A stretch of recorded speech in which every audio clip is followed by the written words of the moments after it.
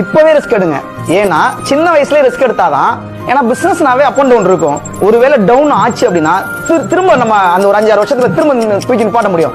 40 வயசு 50 வயசுக்கு அப்புறம் ரிஸ்க் எடுத்தோம்னா ஒருவேளை மைனஸ் ஆச்சுன்னா நம்மளால மறுபடியும் நிக்க முடியாது, ஹெல்த் சப்போர்ட் பண்ண முடியாது.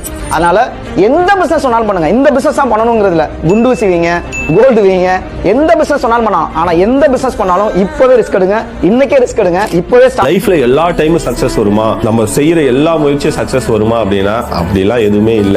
ஒரு ஒன் டே கிரிக்கெட்ல 300 பால் போடுறாங்க. 300 பால் எதுக்கு போடுறாங்க? 10 விக்கெட் எடுக்கிறதுக்கு தான். 10 பால் தி பெஸ்ட் பால் மீதி இருக்கிற 290 பாலுக்கு பின்னாடி ஒளிஞ்சிட்டு இருக்கு. அந்த 10 பால சரியா போடணும் அப்படின்னா உங்களுக்கு மீதி இருக்கிற 290 பால் கண்டிப்பா தேவைப்படும். நீ ஒரு முயற்சியிலேயே ஐயோ நான் தோத்துட்டேன்னு உட்காந்துட்டேன் அப்படின்னா